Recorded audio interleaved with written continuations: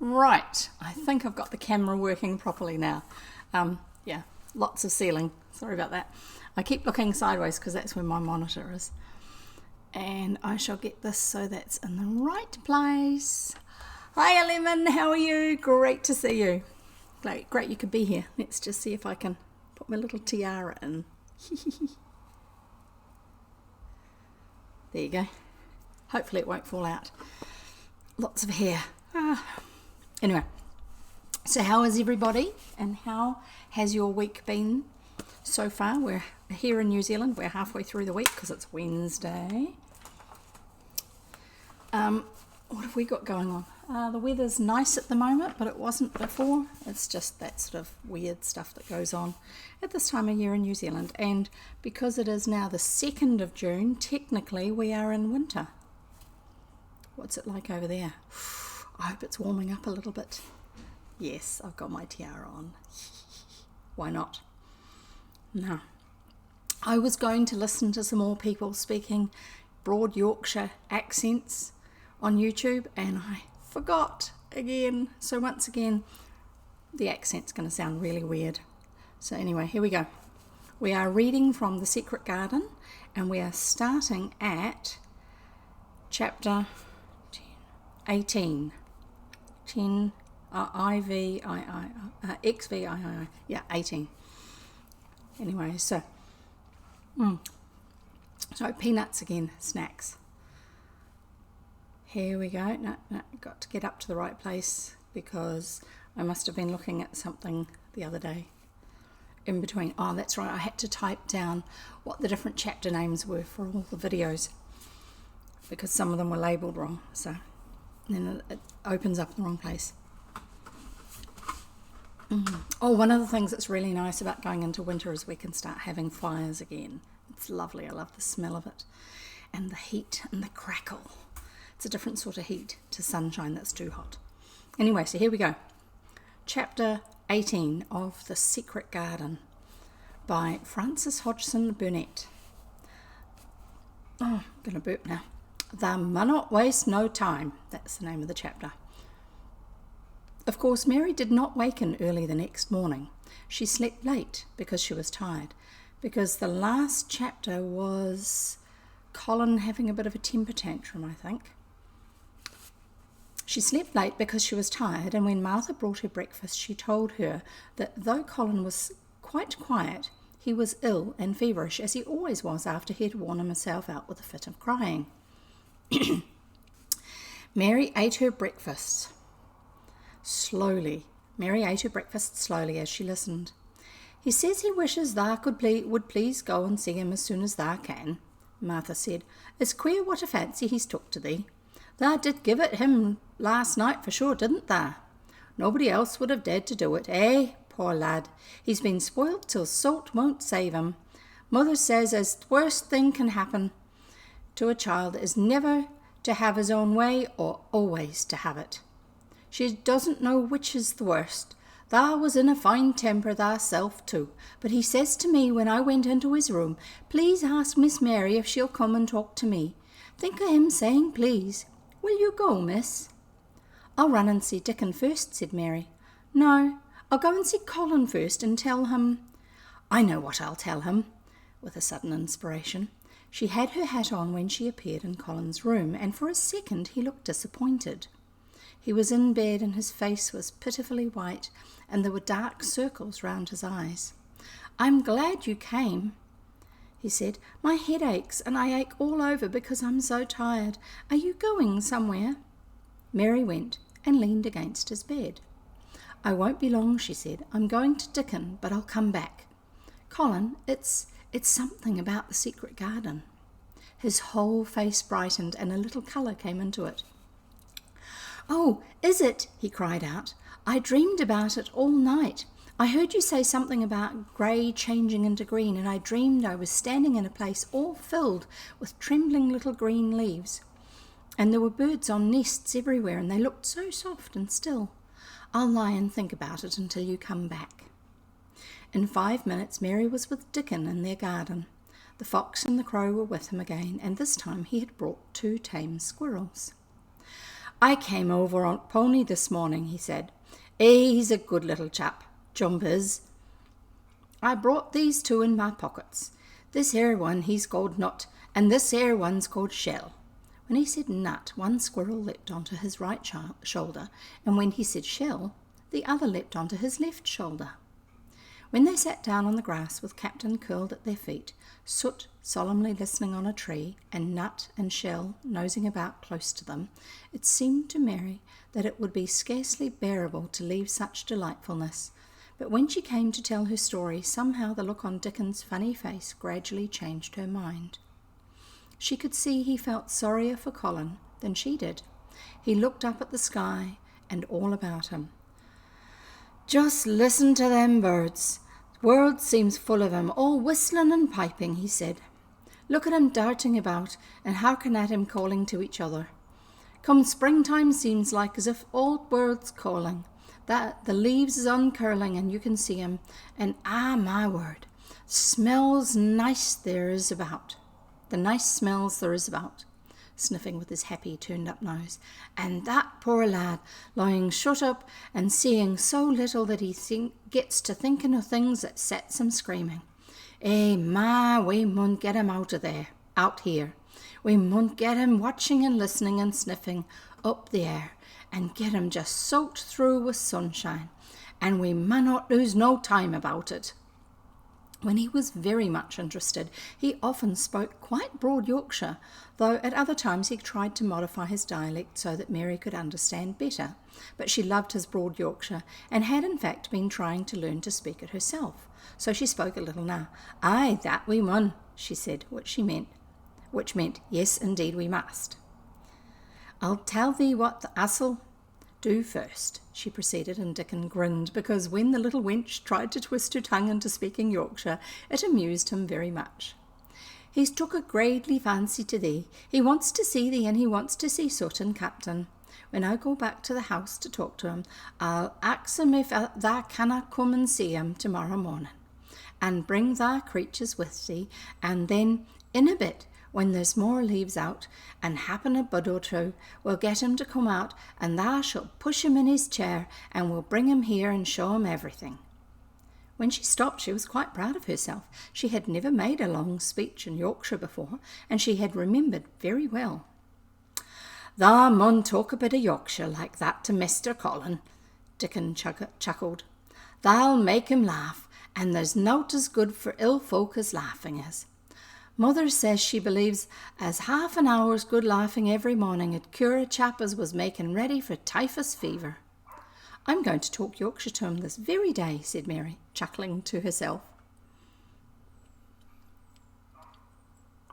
The garden had reached the time when every day and every night it seemed as if magicians were passing through it, drawing loveliness out of the earth and the boughs with wands. It was hard to get away and leave it all, particularly as Nut had actually crept onto her dress, and Shell had scrambled down the trunk of the apple tree they sat under and stayed there looking at her with inquiring eyes. But she went back to the house, and when she sat down close to Colin's bed, he began to sniff, as Dickon did, though not in such an experienced way. You smell like flowers and fresh things, he cried out quite joyously. What is it you smell of? It's cool and warm and sweet all at the same time. It's wind from moor, said Mary. It comes a-sitting on the grass under a tree with Dickon and with Captain and Soot and Nut and Shell. It's springtime and out-a-doors and sunshine smells so gradely. She said it as broadly as she could, and you do not know how broadly Yorkshire sounds until you've heard someone speak it. Colin began to laugh. What are you doing? He said. I've never heard you talk like that before. So funny it sounds. I'm giving thee a bit of Yorkshire, answered Mary triumphantly. I cannot talk as gradely as Dickon and Martha can, but thou sees I can shape a bit. Does thou understand a bit of Yorkshire when thou hears it? And thou a Yorkshire lad thyself, bred and born. I wonder thou art not ashamed of thy face. And then she began to laugh too, and they both laughed until they could not stop themselves, and they laughed until the room echoed, and Mrs. Medlock, opening the door to come in, drew back into the corridor and stood listening, amazed. "Well, upon my word," she said, speaking rather broad Yorkshire herself, which I didn't realise, because there was no one to hear her and she was so astonished. "Whoever heard the like? Whoever on earth would have thought it?" There was so much to talk about, it seemed as if Colin could never hear enough of Dickon and Captain and Soot and Nut and Shell, and the pony whose name was Jump. Mary had run round into the wood with Dickon to see Jump. He was a tiny little shaggy moor pony with thick locks hanging over his eyes, and with a pretty face and a nuzzling velvet nose. He was rather thin with living on moor grass, but he was as tough and wiry as if the muscle in his little legs had been made of steel springs. He had lifted his head and whinnied softly the moment he saw Dickon, and he had trotted up to him and put his head across his shoulder, and then Dickon had talked into his ear, and Jump had talked back in odd little whinnies and puffs and snorts. Dickon had made him give Mary his small front hoof and kiss her on the cheek with his velvet muzzle. Joel and I won't know what that's like, because that's what the donkeys next door to us do, if you let them. "Does he really understand everything Dickon says?" Colin asked. "It seems as if he does," answered Mary. "Dickon says anything will understand if you're friends with it, for sure. But you have to be friends for sure." Colin lay quiet a little while, and his strange grey eyes seemed to be staring at the wall. But Mary saw he was thinking. "I wish I was friends with things," he said at last. "But I'm not. I never had anything to be friends with, and I can't bear people." "Can't you bear me?" asked Mary. "Yes, I can," he answered. "It's very funny, but I even like you." "Ben Weatherstaff said I was like him," said Mary. "He said he'd warrant we'd both got the same nasty tempers." "I think you're like him too. We are all three alike, you and I and Ben Weatherstaff. He said we were neither of us much to look at, and we were as sour as we looked. But I don't feel as sour as I used to before I knew the Robin and Dickon." "Did you feel as if you hated people?" said Colin. "Yes," answered Mary without any affectation. "I should have detested you if I had seen you before I saw the Robin and Dickon." Colin put out his thin hand and touched her. "Mary," he said, "I wish I hadn't said what I did about sending Dickon away. I hated you when you said he was like an angel, and I laughed at you, but perhaps he is." "Well, it was rather funny to say it," she admitted frankly, "because his nose does turn up, and he has a big mouth, and his clothes have patches all over them, and he talks broad Yorkshire. But if an angel did come to Yorkshire and live on the moor, if there was a Yorkshire angel, I believe he'd understand the green things and know how to make them grow, and he would know how to talk to the wild creatures as Dickon does, and they'd know he was friends for sure." "I shouldn't mind Dickon looking at me," said Colin. "I want to see him." "I'm glad you said that," answered Mary, because quite suddenly it came into her mind that this was the minute to tell him. Colin knew something new was coming. "Because what?" he cried eagerly. Mary was so anxious that she got up from her stool and came to him and caught hold of both his hands. "Can I trust you? I trusted Dickon because birds trusted him. Can I trust you for sure?" "For sure," she implored. Her face was so solemn that he almost whispered his answer. "Yes, yes." "Well, Dickon will come to see you tomorrow morning, and he'll bring his creatures with him." "Oh, oh!" Colin cried out in delight. "But that's not all," Mary went on, almost pale with solemn excitement. "The rest is better. There is a door into the garden. I found it. It is under the ivy on the wall." If he had been a strong, healthy boy, Colin would probably have shouted, "Hooray, hooray, hooray!" But he was weak and rather hysterical. His eyes grew bigger and bigger, and he gasped for breath. "Oh, Mary," he cried out with a half sob, "shall I see it? Shall I get into it? Shall I live to get into it?" And he clutched her hands and dragged her toward him. Of course you'll see it, snapped Mary indignantly. Of course you'll live to get into it. Don't be silly. And she was so unhysterical and natural and childish that she brought him to his senses, and he began to laugh at himself, and a few minutes afterwards she was sitting on her stool again, telling him not what she imagined the secret garden to be like, but what it really was. And Colin's aches and tiredness were forgotten, and he was listening, enraptured. It's just what you thought it would be, he said at last. It sounds just as if you had really seen it. You know I said that when you told me first. Mary hesitated about 2 minutes and then boldly spoke the truth. I have seen it, and I have been in, she said. I found the key and got in weeks ago, but I daren't tell you. I daren't because I was so afraid I couldn't trust you, for sure.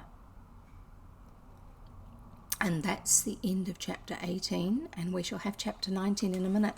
So quickly, grab your drink of water, have a mouthful or two, go off to the loo if you need to.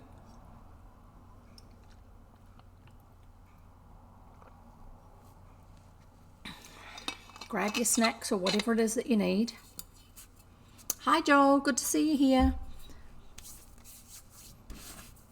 Oh, my nose is itchy. Sorry. And my eyes. I'll be back in a minute. I'm just having a quick look at something. So you keep entertaining yourselves. Have a quick chat amongst yourselves, as they say. I'm just looking for some information. I can't find it. There. Human break. Okay, yes. Off you go.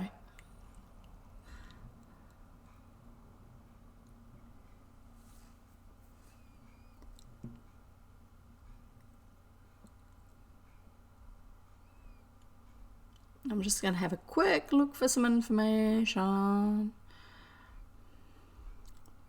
I had a chance to watch somebody else who was streaming the other day. Yep, that was really good. So, hang on, nearly there.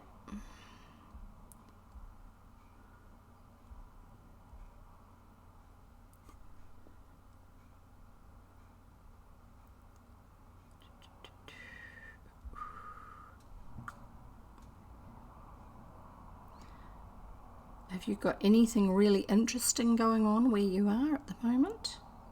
This is for everybody else who's watching. Not Lemon, because Lemon's off doing something.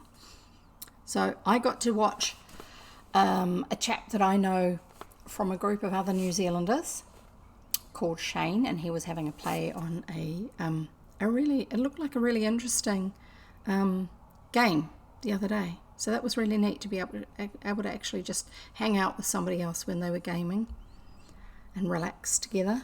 And there were others there as well, but I knew Shane from online. And what else have I done? Nikki, another lady I know from the same group. I'm hoping that Nikki's here. I don't think she's got a Twitch membership, so therefore she can't type in chat. But hi, Nikki. She often comments to me later on that she's enjoyed having a bit of a listen in on the stories, the little tiara and things like that. She was wearing her butterfly clips, I think they were, the other day when I was first wearing the tiara, I think. What else? I've got a few friends online. Unfortunately, another friend of Joel's and mine and Lemon's hasn't been too well recently, so he wasn't able to do any of his regular streaming earlier on in the week, so hopefully he'll be all better soon and be back again. I think that's about it. I've got to go to Auckland and pick up a coffee grinder tomorrow probably, but you didn't need to know that. Yeah, all that sort of stuff, just normal day-to-day life going on. So I am about to read some more. And if Lemon's back, great. If she misses the very beginning of this, then oh well. Actually, I need to get a charging cable for this tablet because it's going to go flat otherwise. So you stay there. I'm going to lean over the camera and get the charging cable.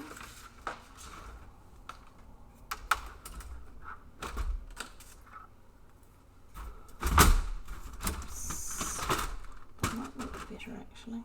Let's see how that goes for lighting. There you go, not quite so dull. And charging cable.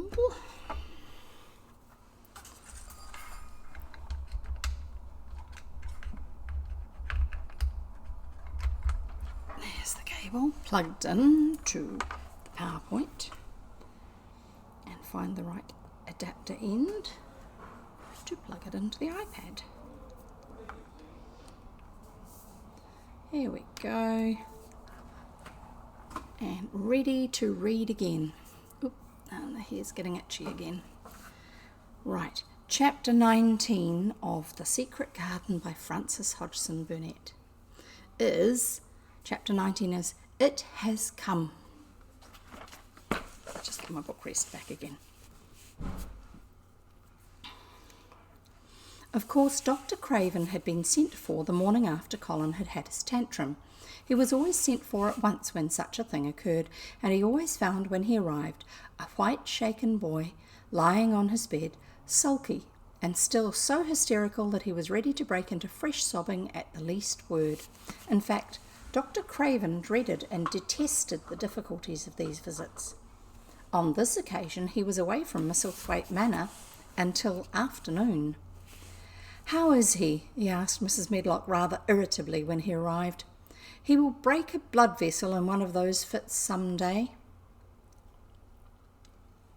"The boy is half insane with hysteria and self-indulgence." "Well, sir," answered Mrs. Medlock, "you'll scarcely believe your eyes when you see him. That plain, sour-faced child that's almost as bad as himself has just bewitched him. Now how she's done it, there is no telling. The Lord knows she's nothing to look at, and you scarcely ever hear her speak, but she did what none of us dare do. She just flew at him like a little cat last night, and stamped her feet and ordered him to stop screaming, and somehow she startled him so that he actually did stop. And this afternoon, well, just come up and see, sir. It's past crediting." The scene which Dr. Craven beheld when he entered his patient's room was indeed rather astonishing to him. As Mrs. Medlock opened the door, he heard laughing and chattering. Colin was on his sofa in his dressing gown, and he was sitting up straight, quite straight, looking at a picture in one of the garden books and talking to the plain child. Yes, bedtime stories, who at that moment could scarcely be called plain at all because her face was so glowing with enjoyment. "Those long spires of blue ones, we'll have a lot of those," Colin was announcing. "They're called delphiniums. Dickens says they're larkspurs made big and grand," cried Mistress Mary. "There are clumps there already." Then they saw Dr. Craven and stopped. Mary became quite still, and Colin looked fretful. "I am sorry to hear you were ill last night, my boy," Dr. Craven said a trifle nervously. He was rather a nervous man. "I'm better now, much better," Colin answered, rather like a Rajah. "I'm going out in my chair in a day or two if it's fine. I want some fresh air." Dr. Craven sat down by him and felt his pulse and looked at him curiously. "It must be a very fine day," he said, "and you must be very careful not to tire yourself." "Fresh air won't tire me," said the young Rajah. As there had been occasions when this same young gentleman had shrieked aloud with rage and had insisted that fresh air would give him cold and kill him, it was not to be wondered at that his doctor felt somewhat startled. "I thought you did not like fresh air," he said. "I don't when I am by myself," replied the Rajah, "but my cousin is going out with me." "And the nurse, of course," suggested Dr. Craven. "No, I will not have the nurse," so magnificently that Mary could not help remembering how the young native prince had looked, with his diamonds and emeralds and pearls stuck all over him, and the great rubies on the small dark hand he had waved to command his servants to approach with salams and receive his orders. Salam, bowing in honour of the other person. My cousin knows how to take care of me. I am always better when she is with me. She made me better last night. A very strong boy I know will push my carriage." Dr. Craven felt rather alarmed. If this tiresome hysterical boy should chance to get well, he himself would lose all chance of inheriting Misselthwaite. There we go. This is intriguing. But he was not an unscrupulous man, though he was a weak one, and he did not intend to let him run into actual danger. "He must be a strong boy and a steady boy," he said, "and I must know something about him. Who is he? What is his name?" "It's Dickon," Mary spoke up suddenly. She felt somehow that everybody who knew the moor must know Dickon, and she was right too. She saw that in a moment. Dr. Craven's serious face relaxed into a relieved smile. "Oh, Dickon," he said, "if it's Dickon you will be safe enough. He's as strong as a moor pony, is Dickon." "And he's trusty," said Mary. "He's the trustiest lad in Yorkshire." She had been talking Yorkshire to Colin, and she forgot herself. "Did Dickon teach you that?" asked Dr. Craven, laughing outright.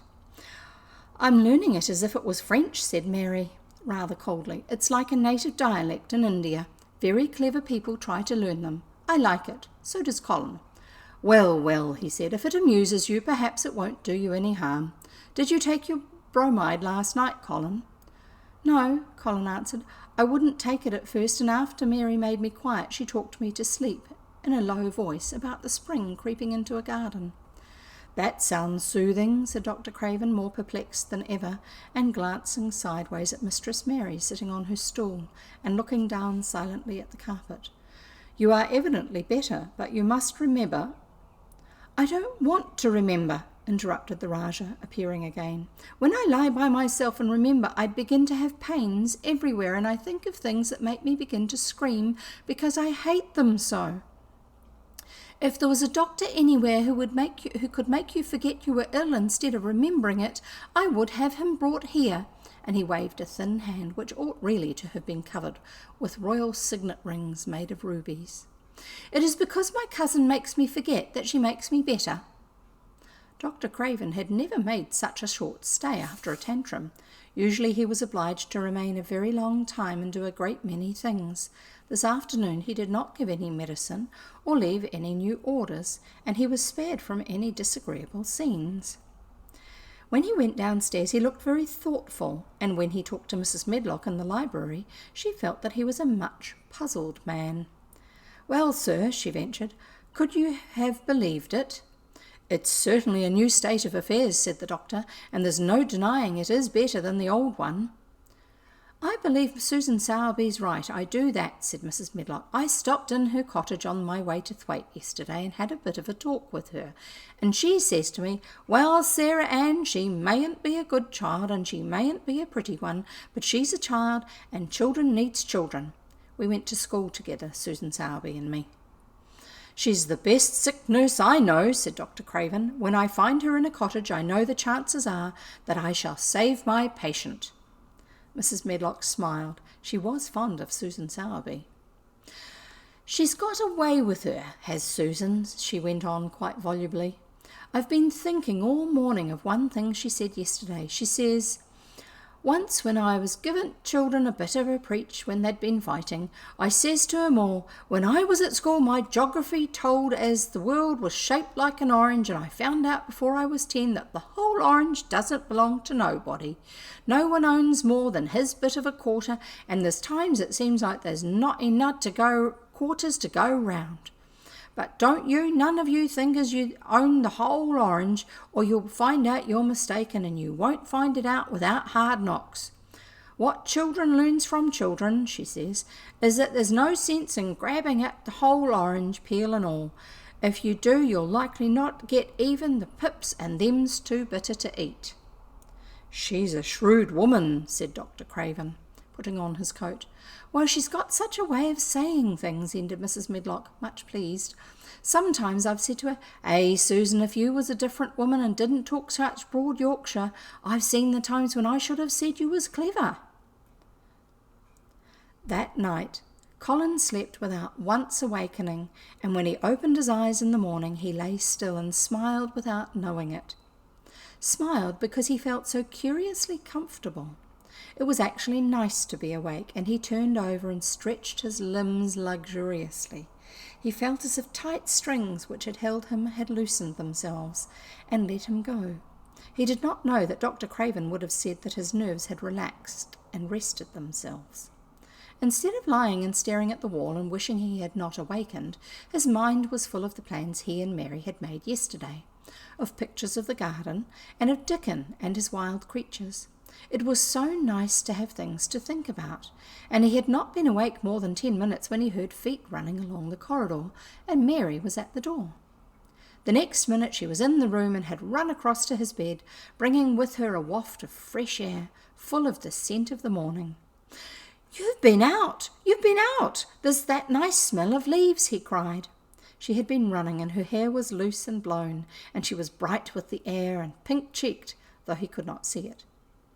"It's so beautiful," she said, a little breathless with her speed. "You never saw anything so beautiful. It has come.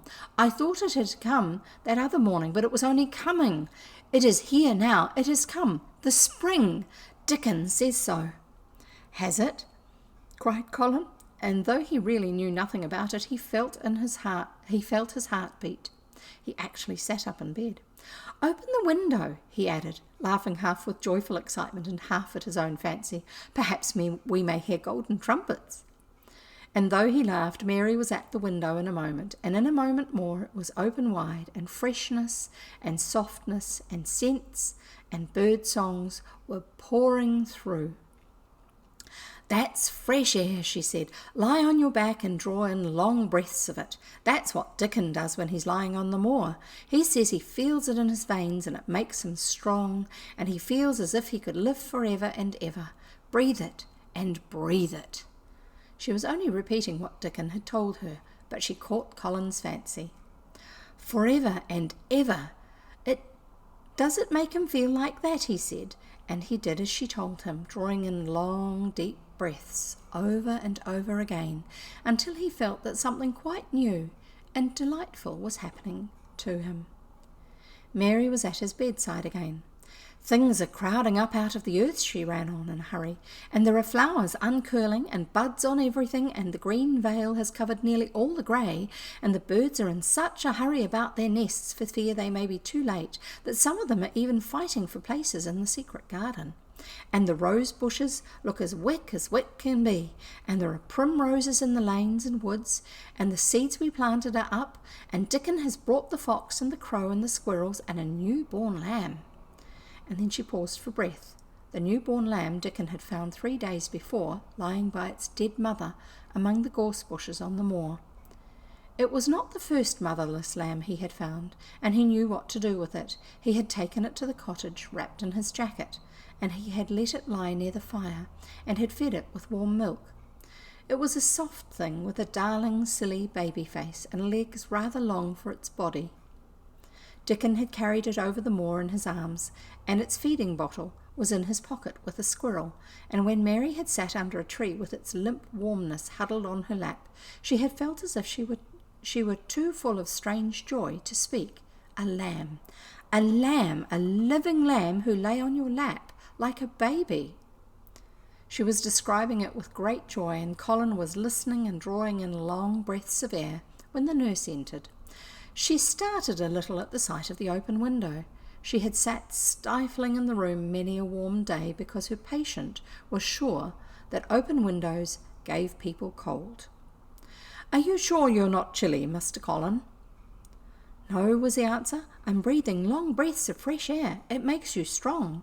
I am going to get up to the sofa for breakfast, and my cousin will have breakfast with me." The nurse went away, concealing a smile, to give the order for 2 breakfasts. She found the servants' hall a more amusing place than the invalid's chamber, and just now everybody wanted to hear the news from upstairs. There was a great deal of joking about the unpopular young recluse who, as the cook said, had found his master, and good for him. The servants' hall had been very tired of the tantrums, and the butler, who was a man with a family, had more than once expressed his opinion that the invalid would be all the better for a good hiding. When Colin was on his sofa and the breakfast for two was put upon the table, he had made an announcement to the nurse in his most Rajah-like manner. "A boy, a fox, and a crow, and 2 squirrels and a newborn lamb are coming to see me this morning. I want them brought upstairs as soon as they come," he said. "You are not to begin playing with the animals in the servants' hall and keep them there. I want them here." The nurse gave a slight gasp and tried to conceal it with a cough. "Yes, sir," she answered. "I'll tell you what you can do," added Colin, waving his hand. "You can tell Martha to bring them here. The boy is Martha's brother. His name is Dickon, and he's an animal charmer." "I hope the animals won't bite, Master Colin," said the nurse. "I told you he was a charmer," said Colin austerely. "Charmers' animals never bite." "There are snake charmers in India," said Mary, "and they can put their snakes' heads in their mouths." "Goodness!" shuddered the nurse. They ate their breakfast with the morning air pouring in upon them. Colin's breakfast was a very good one, and Mary watched him with serious interest. "You will begin to get fatter, just as I did," she said. "I never wanted my breakfast when I was in India, and now I always want it." "I wanted mine this morning," said Colin. "Perhaps it was the fresh air. When do you think Dickon will come?" He was not long in coming. In about 10 minutes, Mary held up her hand. "Listen," she said. "Did you hear a caw?" Colin listened and heard it, the oddest sound in the world to hear inside a house. A hoarse caw, caw. Yes, he answered. "That's Soot," said Mary. "Listen again. Do you hear a bleat, a tiny one?" "Oh, yes," cried Colin, quite flushing. "That's the newborn lamb," said Mary. "He's coming." Dickon's moorland boots were thick and clumsy, and though he tried to walk quietly, they made a clumping sound as he walked through the long corridors. Mary and Colin heard him marching, until he passed through the tapestry door onto the soft carpet of Colin's own passage. "If you please, sir," announced Martha, opening the door. "If you please, sir, here's Dickon and his creatures." Dickon came in, smiling his nicest wide smile. The newborn lamb was in his arms, and the little red fox trotted by his side. Nut sat on his left shoulder, and Soot on his right, and Shell's head and paws peeped out of his coat pocket. Colin slowly sat up and stared, as he had stared when he first saw Mary. But this was a stare of wonder and delight. The truth was that in spite of all he had heard, he had not in the least understood what this boy would be like, and that his fox and his crow and his squirrels and his lamb were so near to him, and his friendliness that they seemed almost to be part of himself. Colin had never talked to a boy in his life, and he was so overwhelmed by his own pleasure and curiosity that he did not even think of speaking.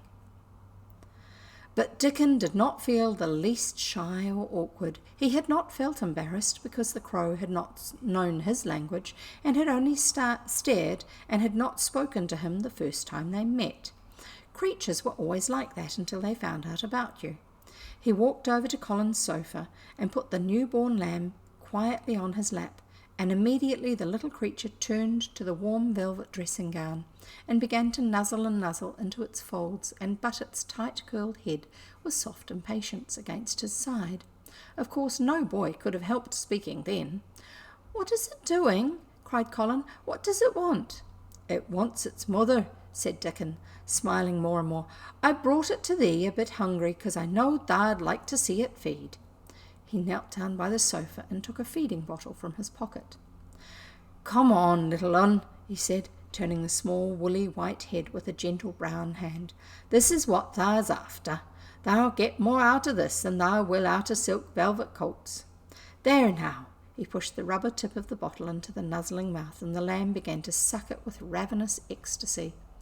After that there was no wondering what to say.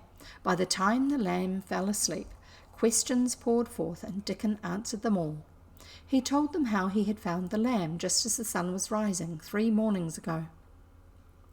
He had been standing on the moor listening to a skylark and watching him swing higher and higher into the sky until he was only a speck in the heights of blue. I'd almost lost him but for his song, and I was wondering how a chap could hear it when it seemed as if he'd get out of the world in a minute. And just then I heard something else far off among the gorse bushes. It was a weak bleating, and I knowed it was a new lamb as was hungry, and I knowed it wouldn't be hungry if it hadn't lost its mother somehow. So I set off searching. I did have a look for it. I went in and out among the gorse bushes and round, and I always seemed to take wrong turning. But at last I seed a bit of white by a rock on top of the moor, and I climbed up and found little un half dead with cold and clemming. While he talked, Soot flew solemnly in and out of the open window and called remarks about the scenery, while Nut and Shell made excursions into the big trees outside and ran up and down trunks and explored branches. Captain curled up near Dickon, who sat on the hearth-rug from preference. They looked at the pictures in the gardening books, and Dickon knew all the flowers by their country names and knew exactly which ones were already growing in the secret garden. I could now say that their name, he said, pointing to one under which was written Aquilegia. But us calls it that a columbine, and that there one's a snapdragon, and they both grow wild in hedges, but these is garden ones, and they're bigger and grander. There's some big clumps of columbine in the garden.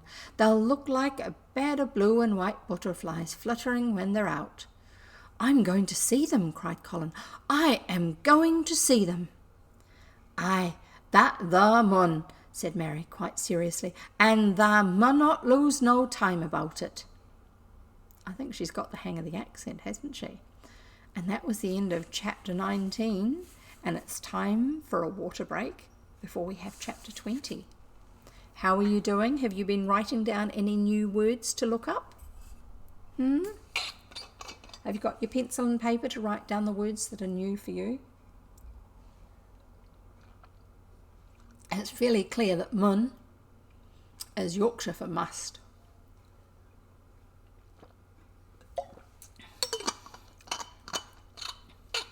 Oh, that's a bit noisier than I expected.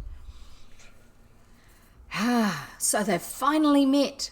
So we've got Mary and Colin and Dickon have finally all met each other. So they can talk together about all sorts of things. And Colin has yet to see the garden, but they're going to get him all excited about it by the sound of it. What do you think? Hey, what do you think? Nice to know that the doctor wasn't quite as worrisome as I thought he might be. Yes, I'm familiar with it too, but it is lovely to imagine it as if we haven't heard the story before. I don't remember all the details because it's so long since I last read it. I think I last read it maybe to Anita and Joel, I'm not sure. Or they might have seen an old TV production of it. That's probably how they know the story. It's definitely a story I read when I was a kid. Yes, I can read A Little Princess after this book. When we finished The Secret Garden, we can read A Little Princess. That's another one that I remember from when I was growing up. So that's good. I'm glad you've asked for that one. So anyone else who's watching, if you go over to our Discord page once we've finished, our Discord server once we've finished, you can write in there. There's a section in there, a channel in there where you can write in what story ideas, what other books that you'd like to hear. So that would be really, really cool, because I'm always on the lookout for them. And hopefully one day, it'll be a little while yet, I'll actually open up all my old book boxes, and I'm looking forward to finding some nice old stories to read to you from there. So here we go. Is everyone all ready for the next chapter? Chapter 20. Oh yes, I thought you did it. Grandma and Grandpappy's house. On a video cassette. Watching it. I think Grandma had recorded it, or she had managed to actually get a proper recording of it from somewhere. I don't remember if I've watched I've watched something that was The Little Princess, but it's probably not the one that you guys are thinking of, because there's been a whole lot more done since then. So here we go. I'm going to carry on with chapter 20, and you guys can chat away to each other in the text chat on the side of the screen. Chapter 20, I shall live for ever and ever and ever. Ooh. But they were obliged to wait more than a week, because first there were some very windy days. Then Colin was threatened with a cold, which, two things happening one after the other, would no doubt have thrown him into a rage, but that there was so much careful and mysterious planning to do, and almost every day Dickon came in, if only for a few minutes, to talk about what was happening on the moor, and in the lanes and hedges, and on the borders of streams, the things he had to tell about otters and badgers and water rats' houses, not to mention birds' nests and field mice and their burrows, were enough to make you almost tremble with excitement when you heard all the intimate details from an animal charmer and realised with what thrilling eagerness and anxiety the whole busy underworld was working. Remember, we were hearing about moles and water rats and badgers in our previous book. "They're same as us," said Dickon, "only they have to build their homes every year, and it keeps 'em so busy they fair scuffle to get 'em done." The most absorbing thing, however, was the preparations to be made before Colin could be transported with sufficient secrecy to the garden. No one must see the chair carriage, and Dickon and Mary, after they had turned a certain corner of the shrubbery and entered upon the walk outside the ivied walls. As each day passed, Colin had become more and more fixed in his feeling that the mystery surrounding the garden was one of its greatest charms. Nothing must spoil that. No one must ever suspect that they had a secret.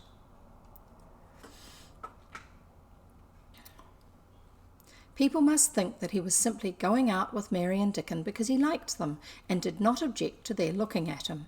They had long and quite delightful talks about their route. They would go up this path and down that one and cross the other and go round among the fountain flower beds as if they were looking at the bedding out plants the head gardener, Mr. Roach, had been having arranged. That would seem such a rational thing to do that no one would think it was at all mysterious. They would turn into the shrubbery walks and lose themselves until they came to the long walls.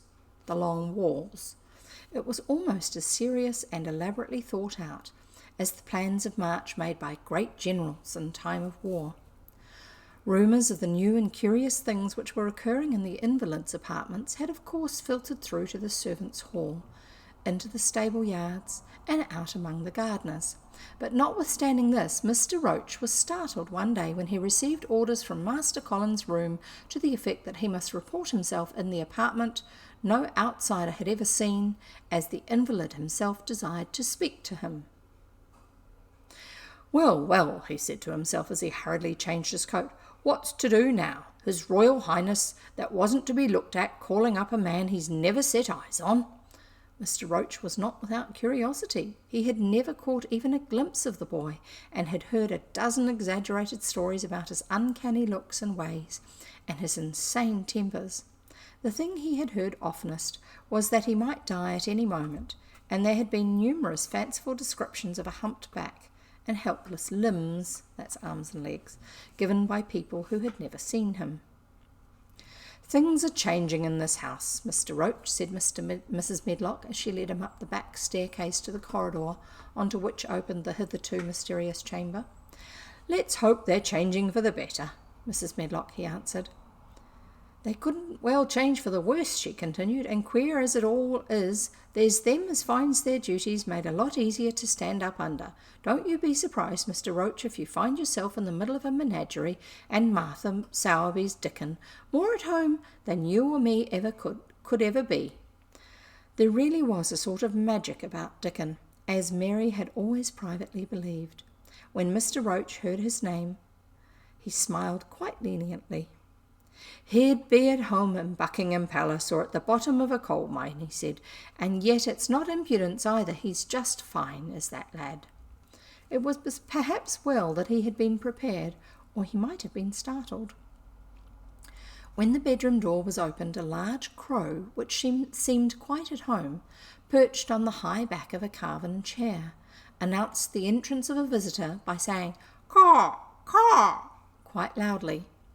In spite of Mrs. Medlock's warning, Mr. Roach only just escaped being sufficiently undignified to jump backward. The young Rajah was neither in bed nor on his sofa. He was sitting in an armchair, and a young lamb was standing by him, shaking its tail in feeding lamb fashion, as Dickon knelt, giving it milk from its bottle. A squirrel was perched on Dickon's bent back, attentively nibbling a nut. The little girl from India was sitting on a big footstool, looking on. "Here is Mr. Roach, Master Colin," said Mrs. Medlock. The young Rajah turned and looked his servitor over. At least that was what the head gardener felt happened. "Oh, you are Roach, are you?" he said. "I sent for you to give you some very important orders." "Very good, sir," answered Roach, wondering if he was to receive instructions to fell all the oaks in the park or to transform the orchards into water gardens. That's what big important people used to tell their gardeners to do. Just do it. "I'm going out in my chair this afternoon," said Colin. "If the fresh air agrees with me, I may go out every day. When I go, none of the gardeners are to be anywhere near the long walk by the garden walls. No one is to be there. I shall go out about 2 o'clock, and everyone must keep away until I send word that they may go back to their work." "Very good, sir," replied Mr. Roach, much relieved to hear that the oaks might remain and that the orchards were safe. "Mary," said Colin, turning to her, "what is that thing you say in India when you have finished talking and want people to go?" "You say, 'You have my permission to go,'" answered Mary. The Rajah waved his hand.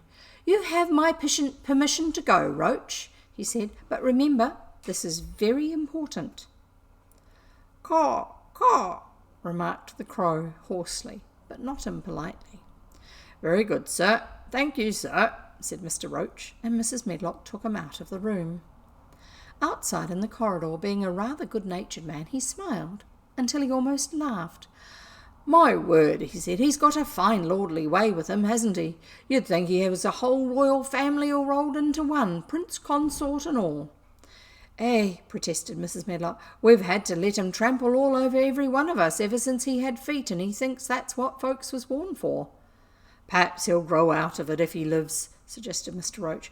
"Well, there's one thing pretty sure," said Mrs. Medlock. "If he does live and that Indian child stays here, I'll warrant she teaches him that the whole orange does not belong to him, as Susan Sowerby says, and he'll be likely to find out the size of his own quarter." Inside the room, Colin was leaning back on his cushions. "It's all safe now," he said, "and this afternoon I shall see it. This afternoon I shall be in it." Dickon went back to the garden with his creatures, and Mary stayed with Colin. She did not think he looked tired, but he was very quiet before their lunch came, and he was quiet while they were eating it. She wondered why, and asked him about it. "What big eyes you've got, Colin," she said. "When you are thinking, they get as big as saucers. What are you thinking about now?" "I can't help thinking about what it will look like," he answered. "The garden?" asked Mary. "The springtime," he said. "I was thinking that I've never really seen it before. I scarcely ever went out, and when I did go, I never looked at it. I didn't even think about it." "I never saw it in India because there wasn't any," said Mary. Shut in and morbid as his life had been, Colin had more imagination than she had, and at least he had spent a good deal of time looking at wonderful books and pictures. "That morning you ran in and said, 'It's come, it's come.' You made me feel quite queer. It sounded as if things were coming with a great procession and big bursts and wafts of music. I've a picture like it in one of my books. Crowds of lovely people and children with garlands and branches with blossoms on them, everyone laughing and dancing and crowding and playing on pipes. That was why I said, 'Perhaps we shall hear golden trumpets,' and told you to throw open the window." "How funny," said Mary. "That's really just what it feels like. And if all the flowers and leaves and green things and birds and wild creatures danced past at once, what a crowd it would be. I'm sure they'd dance and sing and flute, and that would be the wafts of music." They both laughed, but it was not because the idea was laughable, but because they both so liked it. A little later the nurse made Colin ready. She noticed that instead of lying like a log while his clothes were put on, he sat up and made some efforts to help himself, and he talked and laughed with Mary all the time. "This is one of his good days, sir," she said to Dr. Craven, who dropped in to inspect him. "He's in such good spirits that it makes him stronger." "I'll call again later in the afternoon after he's come in," said Dr. Craven. "I must see how the going out agrees with him. I wish," in a very low voice, "that he would let you go out with him." "I hadn't really decided to suggest it," said the doctor. No, Mr. Butt. "I'd rather give up the case this moment, sir, than even stay here while it's suggested," answered the nurse with sudden firmness. I think she realises he might have another temper tantrum if she suggests it. "I hadn't really decided to suggest it," said the doctor with his slight nervousness. "We'll try the experiment. Dickon's a lad I'd trust with a newborn child." The strongest footman in the house carried Colin downstairs and put him in his wheeled chair, near which Dickon waited outside. After the manservant had arranged his rugs and cushions, the Rajah waved his hand to him and to the nurse. "You have my permission to go," he said, and they both disappeared quickly, and it must be confessed, giggled when they were safely inside the house. Dickon began to push the wheeled chair slowly and steadily. Mistress Mary walked beside it, and Colin leaned back and lifted his face to the sky. The arch of it looked very high, and the small, snowy clouds seemed like white birds floating on outspread wings below its crystal blueness. The wind swept in big, soft breaths down from the moor, and it was strange with a wild, clear, scented sweetness. Colin kept lifting his thin chest to draw it in, and his big eyes looked as if it were they which were listening instead of his ears. "There are so many sounds of singing and humming and calling out," he said. "What is that scent the puffs of wind bring?" "It's gorse on t' moor, and that's opening out," answered Dickon. Bees are at it wonderful to-day." Not a human creature was to be caught sight of in the paths they took. In fact, every gardener or gardener's lad had been witched away, but they wound in and out among the shrubbery and out and round the fountain beds, following their carefully planned route for the mere mysterious pleasure of it. But when at last they turned into the long walk by the ivied walls, the excited sense of an approaching thrill made them, for some curious reason they could not have explained, begin to speak in whispers. "This is it." "This is it," breathed Mary. "This is where I used to walk up and down and wonder." "Is it?" cried Colin. His eyes began to search the ivy with eager curiousness. "But I can see nothing," he whispered. "There is no door." "That's what I thought," said Mary. Then there was a lovely breathless silence, and the chair wheeled on. "That is the garden where Ben Weatherstaff works," said Mary. "Is it?" said Colin. A few yards more, and Mary whispered again. "This is where the robin flew over the wall," she said. "Is it?" cried Colin. "Oh, I wish he'd come again." "And that," said Mary with solemn delight, pointing under a big lilac bush, "is where he perched on the little heap of earth and showed me the key." Then Colin sat up. Where? There?" he cried, and his eyes were as big as the wolf's in Red Riding Hood, when Red Riding Hood felt called upon to remark on them. Dickon stood still, and the wheelchair stopped. "And this," said Mary, stepping onto the bed close to the ivy, "is where I went to talk to him when he chirped at me from the top of the wall. And this is the ivy the wind blew back," and she took hold of the hanging green curtain. "Oh, is it?" gasped Colin. "And here is the handle, and here is the door. Dickon, push him in quickly." And Dickon did it with one strong, steady, splendid push.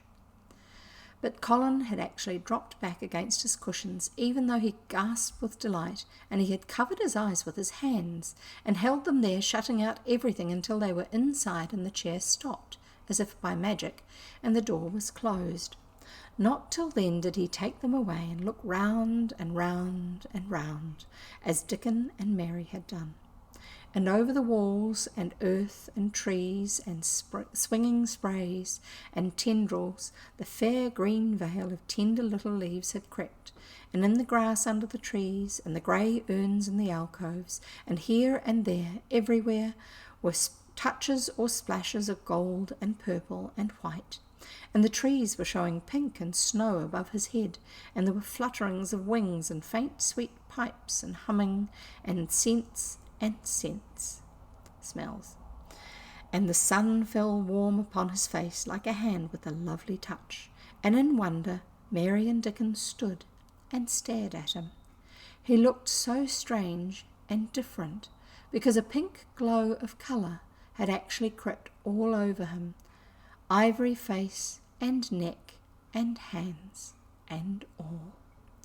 "I shall get well, I shall get well," he cried out. "Mary, Dickon, I shall get well, and I shall live for ever and ever and ever." And that's the end of the chapter, and we're going to finish there today. The next chapter, which we shall have next time, is chapter 21, and it's called Ben Weatherstaff. So there you go. You've got something to look forward to. So have I. So what are you going to be doing now that we've finished reading for today? You can look up your words, the new words that or words that you heard that you weren't sure of. And you can find some old books that you think might be worth reading. And if you can go over to our Discord channel. There's a link down below, I think, or on the About Me page that says where our Discord is. And if you sign into Discord over there, it's free. If you sign in, that link will mean that you're actually on part of our server. And there's a section there called Reading Ideas, I think it is, and you can write down the names of other stories that you think might be worth having a read of.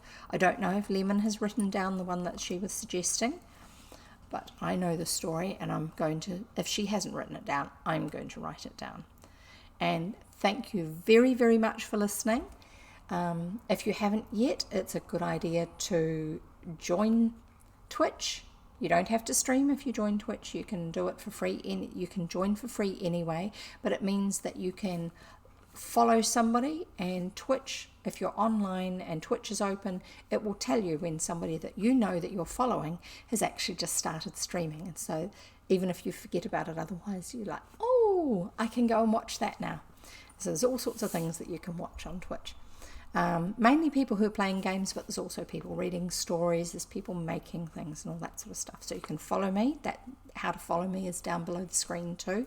There's a heart emblem, so you click on that.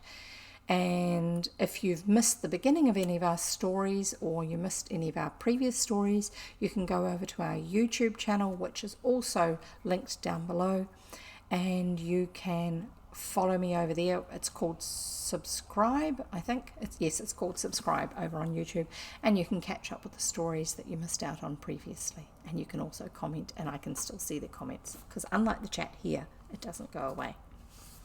Anyway, so we'll see you next time, and thank you for coming and listening.